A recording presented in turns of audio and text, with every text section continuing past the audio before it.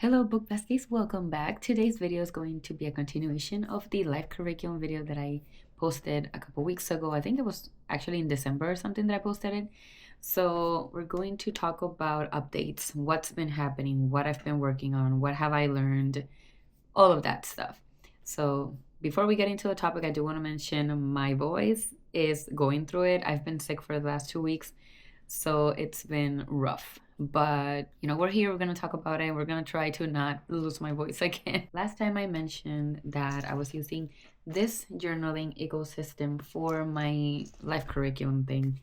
And I think I mentioned at some point that I had lost a paper where I had done the entire breakdown of everything that I was gonna learn basically throughout the entire year or like the first quarter or something. I don't remember. But I had made like a detailed list and I have yet to find that. So I decided that I was not gonna wait around until I found that thing. And I went ahead and chose another set of stuff. I did add some of the stuff that I remember from that list, but I obviously adjusted and tweaked a little bit. This time I'm using my Notion because I can open my Notion app on basically any device. So I should be okay this time and not lose what I'm trying to do. I am still using the journal and I didn't want to write it on the journal because I just felt like it's something that's going to be ever changing and I didn't want it to just be like there. The journal is more like a catch all for the information itself. And then the actual learning plan is just like its own separate thing. I might write it on a paper and stick it in there, but honestly, it feels like too much duplication of the same information. And again, since it's going to be changing, then what's the point? So, anyway, I've been using my Notion app. I have a list here that I'm going to walk you through, and then I'm going to tell you how it's actually been going because, spoiler alert, it hasn't been going the way that I expected. But it hasn't been bad. It's been good. It's just that the same way that I am a huge mood reader, I guess I'm also a huge mood learner, if that makes any sense. That's also the reason why in December and November I wanted to explore topics and just give myself kind of like a free for all learning period. But I realized that that's just going to continue happening because I want to chase curiosity and I want to chase where knowledge takes me. And so I'm making connections and going through topics in the way that feels more natural rather than giving myself a structured, very rigid curriculum as if I were in school. I decided to just write down the first quarter, so January through March, and I started with what I remember from the other one, which was language and translation. Why did I choose this? Well, you probably have seen in other videos that I have been reading Babbel for months and I still have not finished. But Babbel basically focuses on translation, mostly the art of translation and the implications of being a translator and all of these things in a very fantastical but very like dark academia environment. And it's such a great book that I think that I have a hard time getting through it because I'm focusing so much in really grasping and understanding the everything, the world, the characters, what's happening, everything. And so I've been going slower. And also, it's such a good book that I kind of don't want it to end. So I've been avoiding it a little bit so I can extend my time reading it for the first time. But I definitely need to just pick it up and get through it because it's definitely reaching the point where things are about to hit the fan.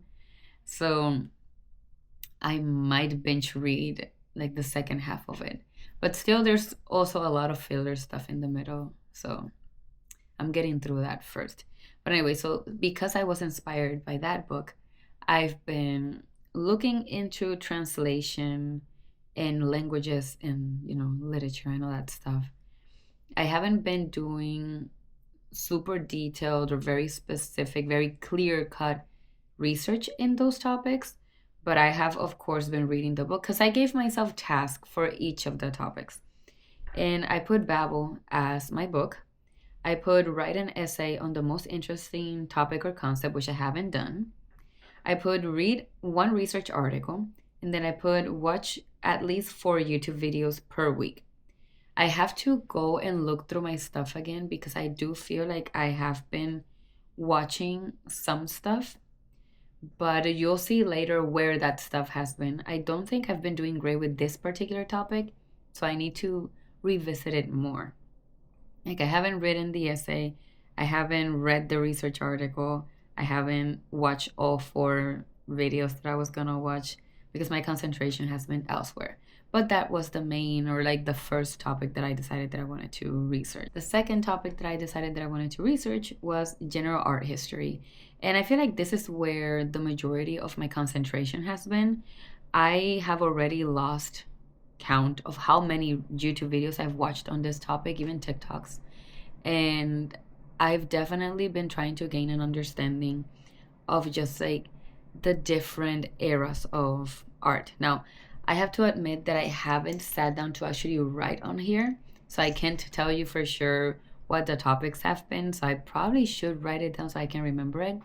But I have been just reading and watching, a lot of watching, I would say, related to specific art pieces that I haven't been searching for. I've just been letting like the algorithm take me through and help me find things that are interesting. So the main searches that I've been doing have been like art history for beginners, or basic art history, or general art history, things of that sort. And I've been watching a lot of videos on that. And on here, I also have writing an essay on the most interesting topic. I have reading a research article and reading one book. Have I been reading a book on this topic? No. I have a book that I want to read, but I realized that I've been reading a lot of other stuff. So I wanted to get through the stuff that I've been reading first and get like my currently reading list lower so that it doesn't feel so stressful. So that's what I've been working on. And I'll admit that I have been reading like other stuff here and there because I've just been in the mood for other stuff. I just finished a thriller yesterday and it was great, but we can talk about that later. But one of the main things that I had in this category that I'm very excited about and that I'm very happy that I did was visiting the Met. And when I first thought about these topics and knew that I was interested in just like general art history, I wasn't aware that it would be a possibility for me to visit the Met. And then it just happened. Like, if you've been watching my channels the last couple of weeks, you know that my previous videos were visiting New York with my friends. And one of those videos actually is, I think it does show a little bit of my time inside the Met. I didn't record a lot because I wanted to focus on the actual art and being in the museum and, you know, like focusing on the experience of being there, because I know that's not a place that I'm going to get to go to very often. So I really wanted to just take it all in. I do have to admit that I spent a huge amount of time on the Egyptian exhibition that they had. It was amazing. Let me just say that. It was a fantastic exhibition. I do have to say, though, that I didn't realize how big the Met actually is. And because I did that, I didn't get to see the majority of the museum. And I didn't realize that. And I spent the entire day there, okay? Like the entire day. I just took so long because I was being so meticulous, wanting to just take in what I was looking at. And I had to rush like the last hour or so to the upper level so that I could see the paintings. And I couldn't see all of the paintings. So what I ended up doing was using the map to look at the most famous ones, I guess, or the ones that I recognize. So I went to see Monet and I went to see Van Gogh and a couple other paintings that were fantastic. I think I included some footage of that on my previous vlog. I think it was on the last New York City vlog. So if you want to check out what I saw, part of what I saw, you can definitely check out that video. But basically, I just wanted to take it all in. So I did take some time to just sit in front of some of the paintings and just like stare at them, because it was such a surreal experience to be there and watch carefully all of those paintings, something that I never thought I would actually get to do. And so now as an adult, I'm getting to do things that I couldn't even imagine. And it's just like a weird feeling, but it's such a good feeling. And so that's what the Met basically became for me, like a new experience and something that I just wanted to really take in. So that's why there's not a lot of footage. But that was my field trip for this topic. Now that January is over and that I've been kind of like bouncing around. I think I want to be more intentional with what I do. So hopefully my next update is going to be more detailed on what I've been doing. But anyway, on to the third topic. So third topic was general librarianship. And this was actually one that I hadn't necessarily planned to add as part of my curriculum. This was definitely one that I became inspired to choose more recently. But the reason why I chose that was because I studied library sciences, but I don't feel like I am fully equipped with all of the knowledge and the tools that I would like to have. And so I want to revisit the stuff that I learned in college. And I also want to further expand on what I know because there are so many areas of librarianship that interest me, and I want to see how I can become an expert or at least become proficient enough that I can land a position in one of those jobs. I just feel very passionate about librarianship. I feel very passionate about like literature and museums and archiving and just giving people access to information, and especially in the times that we are living, this is a very important thing. So I want to really get very acquainted, very closely acquainted with my degree and with the world that is librarianship.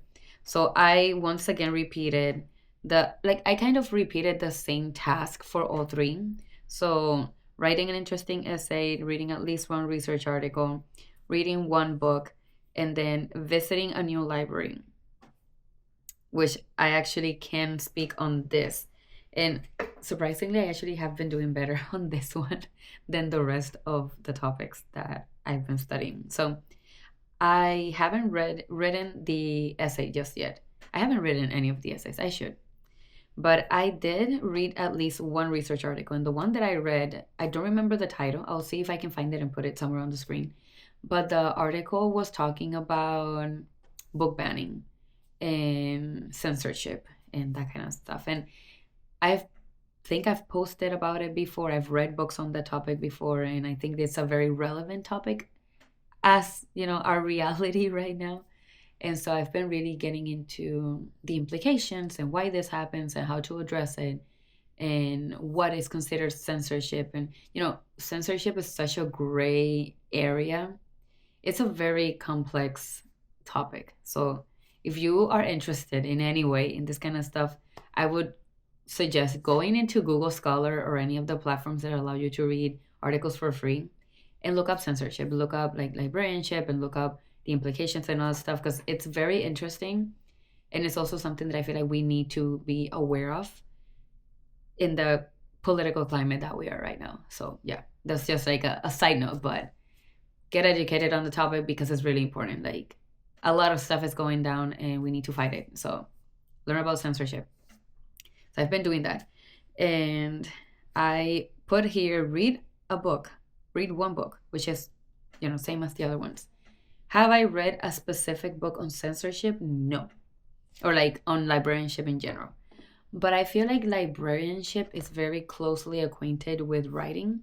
And as you may know from my other videos, I have been trying to get into the groove of writing, just like becoming a writer.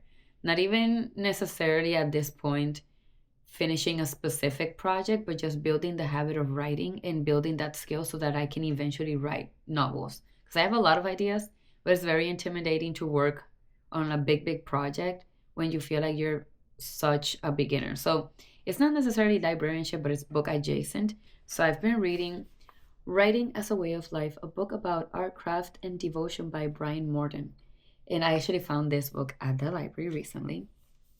And it's been so interesting. Like the way that he approaches the mentality of a writer and how beginners should look at it and what things to not do that are just going to work against you, but also very just like unpopular, interesting opinions that he has on just like the craft of writing.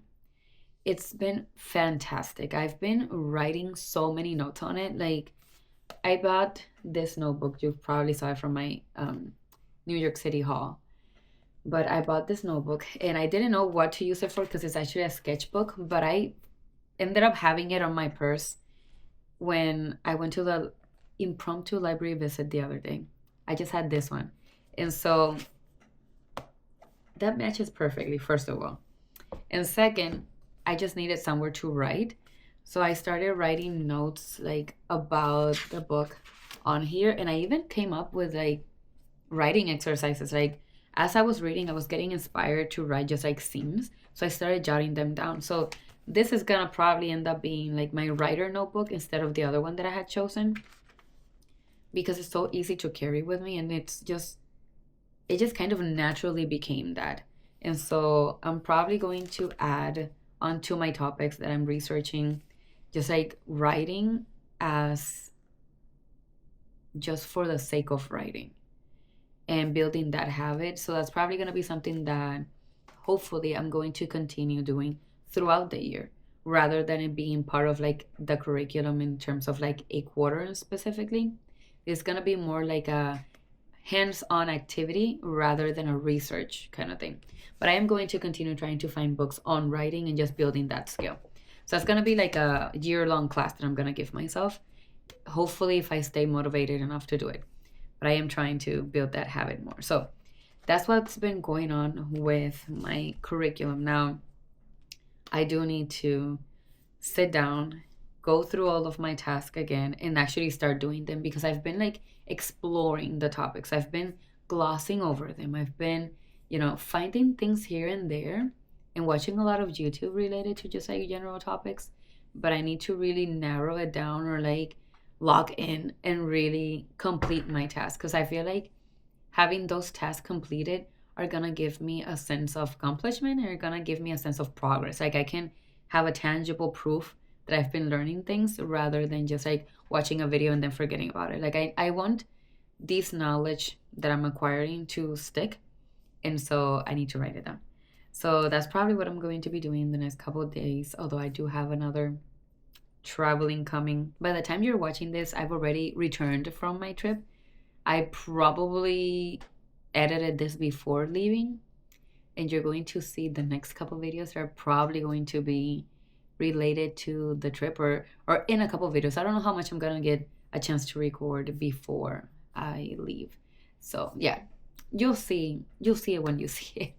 But thank you so much for watching, and I'll catch you on the next one. Bye.